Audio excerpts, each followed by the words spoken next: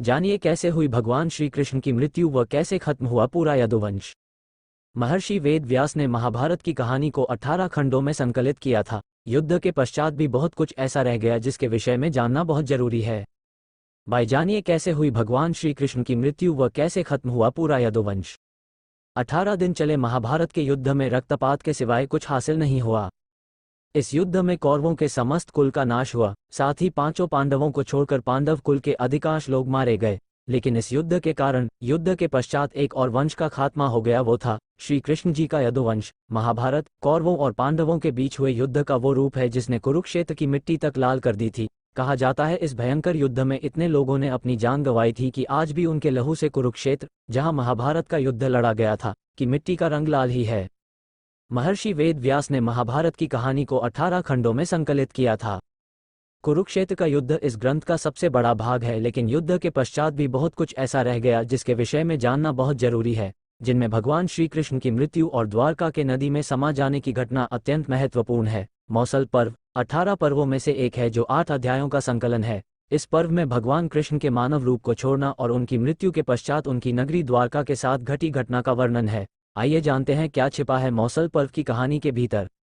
ये घटना कुरुक्षेत्र के युद्ध के 35 साल बाद की है। कृष्ण की द्वारका नगरी बहुत शांत और खुशहाल थी, जहां युवाओं के भीतर चंचलता बड़ी ही सामान्य थी और वे सभी भोग विलास में लिप्त रहते थे।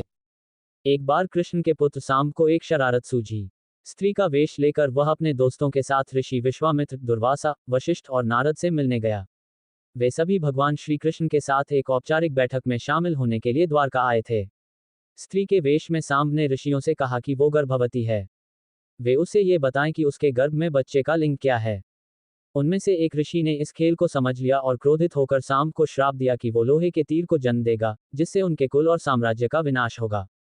सांब ने ये सारी घटना उग्रसेन को बताई। उग्रसेन ने सांब से कहा कि वे तांबे के तीर का चूर्ण बनाकर प्रभास नदी में प्रवाहित कर दे, इस तरह उन्हें उस श्राप से छुटकारा मिल जाएगा। सांबा ने सब कुछ उग्रसेन के कहे अनुसार ही किया। साथ ही उग्रसेन ने यह भी आदेश दिया कि यादव राज्य में किसी भी प्रकार की नशीली सामग्रियों का ना तो उत्पादन किया जाएगा और ना ही वितरण। इस घटना के बाद द्वारका के लोगों ने विभिन्न अशुभ संकेतों का अनुभव किया। सुदर्शन चक्र, कृष्ण के शंख, उनके रथ और बलराम के हल का अदृश्य हो जाना, अपराधों और पापों में बढ़ोतरी होना, लाज शर्म जैसी चीजों का समाप्त हो जाना। चारों ओर अपराध, अमानवीयता और पाप का साया था। बुजुर्गों और गुरुओं का असम्मान, निंदा, द्वेष जैसी भावनाओं में उल्लेखनीय बढ़त आदि सब द्वारका के लोगों का जीवन बन गया था। ये सब देखकर भगवान कृष्ण परेशान हो गए और उन्होंने अपनी प्रजा से प्रभास नदी के तट पर जाकर तीर्थ यात्रा कर अपने पापों से मुक्ति पाने को कहा। सभी ने ऐसा ही किया, परंतु जब सभी यादव प्रभास नदी के किनारे पहुंचे तो वहां जाकर सभी मदिरा के नशे में चूर होकर भोग विलास में लिप्त हो गए। मदिरा के नशे में चूर सात्याकी कृतवर्मा के पास पहुंचा और अश्वत्थामा को मारने की साजिश रचने और पांडव सेना के सोते हुए सिपाहियों की हत्या करने के लिए उसकी आलोचना करने लगा। वही कृतवर्मा ने भी सात्याकी पर आरोप मढ़ने शुरू कर दिए। बहस बढ़ती गई और इसी दौरान सत्याकी के हाथ से कृतवर्मा की हत्या हो गई। कृतवर्मा की हत्या करने के अपराध में अन्य यादवों ने मिलकर सात्याकी को मौत के घाट उतार दिया। जब कृष्ण को इस बात का पता चला तो वे वहां पर प्रकट हुए और एरका घास को हाथ में उठा लिया। ये घास एक क्षण में परिवर्तित हो गई, जिससे श्री कृष्ण ने दोषियों को सजा दी। मदिरा के नशे में चूर सभी ने घास को अपने हाथ में उठा लिया और सभी के हाथ में मौजूद वो घास लोहे की छड़ बन गई, जिससे सभी लोग आपस में ही भिड़ गए और एक दूसरे को मारने लगे। बभ्रू, दारुक और भगवान कृष्ण के अलावा अन्य सभी लोग मारे गए। यदुवंश के नाश के बाद कृष्ण के ज्येष्ठ भाई बलराम समुद्र तट पर बैठ गए और एकाग्रचित होकर परमात्मा में लीन हो गए। इस प्रकार शेषनाग के अवतार बलराम जी ने देह त्यागी और स्वधाम लौट गए। लोहे की छड़ का चूर्ण एक मछली से निगल लिया और वह उसके पेट में जाकर धातु का एक टुकड़ा बन गया।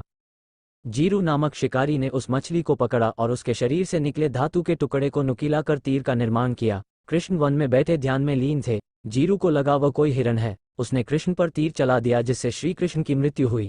कुछ समय बाद अर्जुन मदद लेकर द्वारका पहुंचे और कृष्ण की मृत्यु की खबर पाकर अत्यंत दुखी हो गए। कृष्ण के जाने के बाद द्वारका में उनकी 16,000 रानियां, कुछ महिलाएं, वृद्ध और बालक की शेष रह गए। वे सभी इंद्रप्रस्थ के लिए रवाना होने लगे।